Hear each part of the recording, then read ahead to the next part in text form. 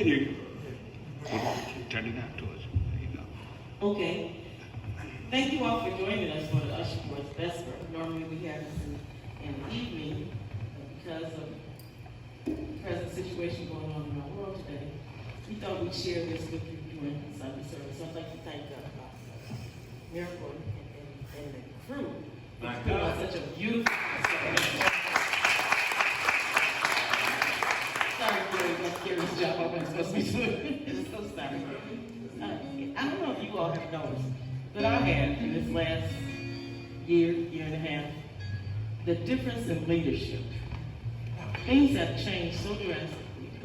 We could go back 4 years, 6 years in terms of our national leadership, but I experienced some leadership, very poor leadership qualities the other day. We went to, Mr. Kim's and I went to breakfast at the original Pancake House over in Tinley, one of our favorite haunts. And the manager, things were going wrong, like they go right now. Things are going wrong. People don't show up for work. Big problem right now, lack of staffing. But for whatever was going wrong, she was blaming her staff right there in front of the customers. Very poor leadership qualities, very poor, because many times those people won't come back to work the next day, in today's society. But the Usher Board has been granted this fantastic leader that we refuse to let him resign or retire or run somebody else for president. And he's been our president, I know, for over the last 10, 15 years. I'm not saying all of this because he's my brother. But not only is he's my brother, he is my friend. He helped to raise my daughter. He's a man of God. He's a Mason. He volunteers with Habitat for Humanity. And he brings all of those qualities into the work of Usher Board. He is a servant leader. He takes no credit for what he does, not at all. And during this pandemic, Kerry has managed to stay in touch, and the Usher Boards will attest to this, our members. He has managed to stay in touch with us almost every day during the pandemic. What kind of leader is that who selflessly gives of his time and his efforts and his resources? He has a family, he has sons, he has grandchildren.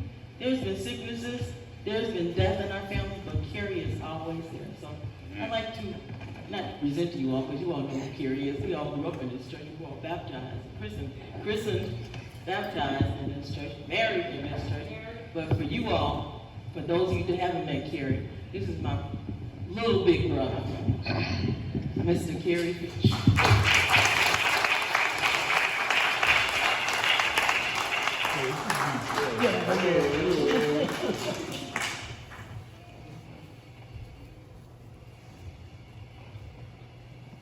Hey, you all. Thank you all for all coming out today. I know it's a big, huge sacrifice to move around in today's environment. But what we tried to do is kind of just alluded to, Dr. Connie said, it's difficult. Some people still scared to come out to church. Some people scared to go to the store. Some people just scared to come out. And you all got past all of that and decided to share your soul with our soul. And thank you for that. Thank you for the trust. And thank you for the belief. This whole month has been dedicated on the theme of harvest of love. We tried to think of something a little different, because in the prayer service, we're praying for just about everything. And hopefully the clergy gave you some prayer that will touch your heart and be able to allow you to go and minister to somebody else. Because God knows we all need a little love right now. We've all been pressed by death, sickness, illness, people leaving, couldn't celebrate the homecoming going for so many of us that we care about, friends. But guess what? We're here together today. We're celebrating each other together. No matter what has occurred before now, going forward, we've had the opportunity to worship and share a little love today. Pray for somebody else that you know needs prayer, because God knows we all need prayer. But some people have a lot of weight on them right now, whether it be vocation, whether it be no vocation, whether it be no place to stay, whether they're about to be evicted because they don't have the money to pay for rent because they got laid off and having to call back. Pray for someone today. someone needs your prayer. And if you don't have a person to pray for us all. That's our message. Pray for us all. A little love goes a long way. The one common theme that is shared amongst all religions, no matter who they pray to up in the great I am, all religions have one common thing. Treat everyone the way you want to be treated. Right? Just, if you can share that with somebody who hasn't set foot in the church, just tell them to go to the room. I'll treat you the way you want to be treated. If you want a little respect, I'll give it back to you. And keep on multiplying that, and guess what? We'll be just fine. Thank you for the music today. Thank you.